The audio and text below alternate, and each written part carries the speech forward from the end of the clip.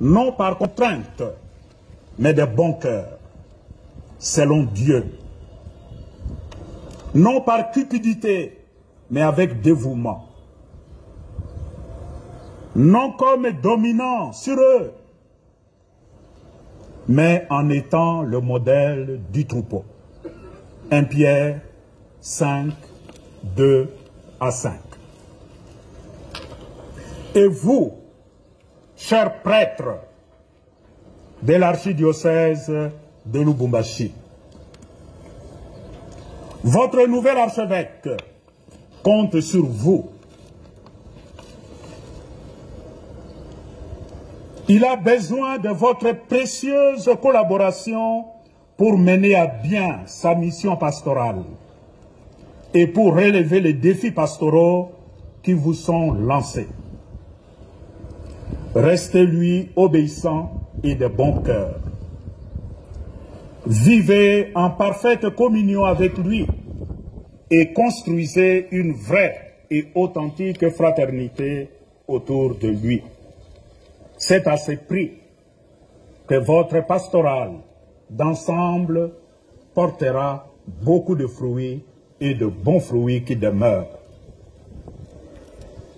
Et vous, chers consacrés, religieux et religieuses, apportez votre contribution pour soutenir votre nouvel archevêque dans une obéissance filiale.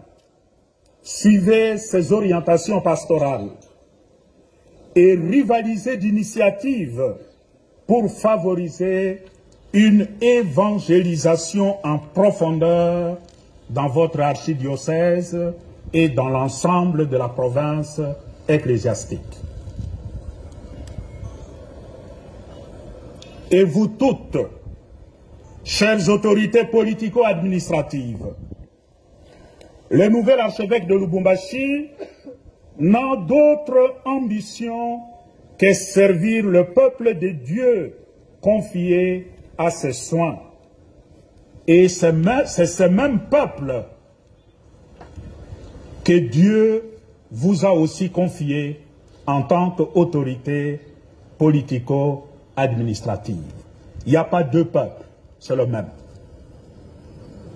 Offrez au nouveau pasteur votre sincère collaboration et ensemble travaillez pour que le peuple de Dieu qui est dans le Grand Katanga puisse vivre en paix et dans des conditions qui respectent sa dignité de personne humaine.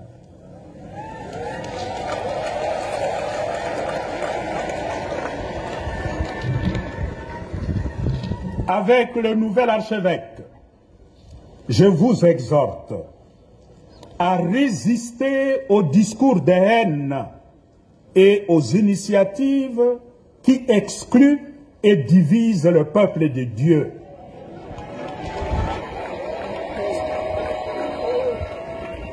Renforçant ainsi la méfiance entre les communautés.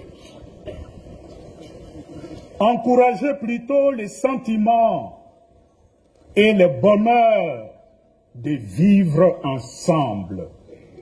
Le vivre ensemble est une valeur et ne croyons pas que le vivre ensemble est une donnée naturelle.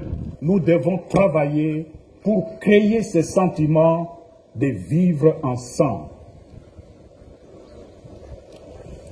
C'est pour moi l'occasion, au nom des évêques du Congo, notre Senko, et du peuple congolais, de stigmatiser le dangereux projet de loi sur la congolité qui ne promet point la cohésion nationale tant souhaitée.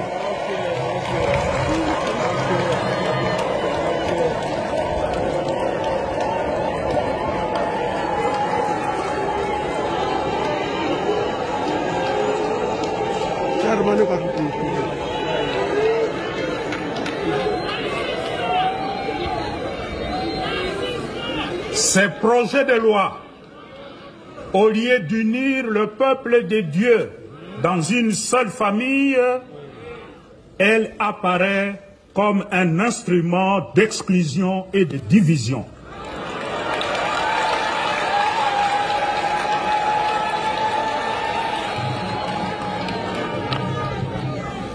Je vous invite tous à rester extrêmement vigilants par rapport à toutes ces initiatives dangereuses qui n'ont comme l'unique mérite de créer la tension au sein du peuple.